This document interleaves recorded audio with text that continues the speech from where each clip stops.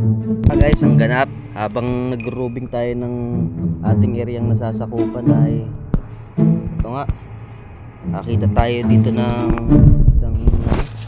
isang balat ng cobra guys. Ayan guys, balat ng cobra.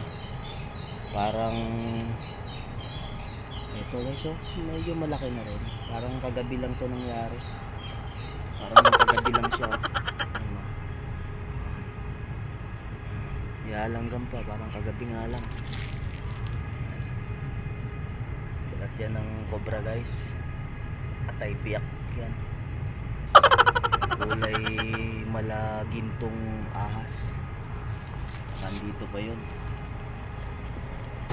Ito palang mangga na to guys. Itong Indian mango na to. Ngayon ko lang napagtanto. Kada sa buwan pala ng February to namumulaklak guys. Itong Indian mango na to. Buti pa tong mangga. Dalawa sila oh. May partner.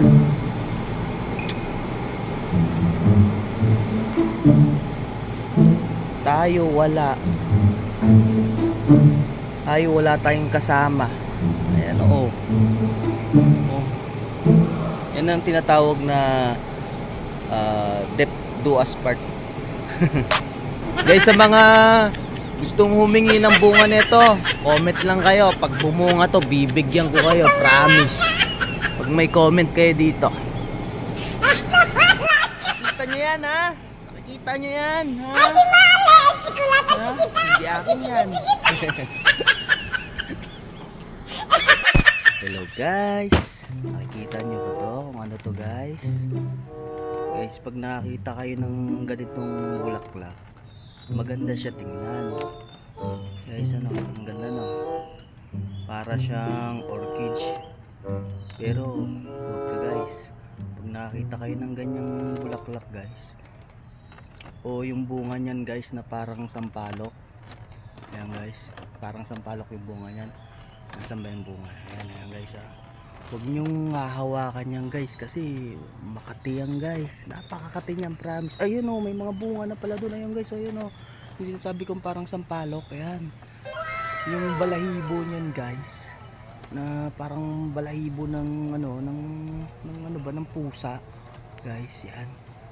Ano yan guys, makati yan. Napakakati niyan, promise. Ayun pa guys, mayroon pa doon sa loob. Yan ay ano guys, huwag ninyong hahawakan yan guys o lalapitan yan kasi pag nadikitan kayo niyan guys, yung alikamok niyan guys. Yan guys, itong bulaklak na yan, naku, sobrang kati niyan, promise. Iiyak kayo sa kati niyan. Yan guys, yan nga guys, share ko lang guys. Yan ang tawag sa amin yan guys, ano, sa mga Ilocano guys, sa bawil ang tawag namin yan guys, kasi ako tubong Ilocano ako guys, tubong north. Ayan guys, ayan nga guys, share ko lang guys. Yan huwag nyong lalapitan yan o hahawakan guys kasi napakakati yan, promise. Ayun nga, salamat guys.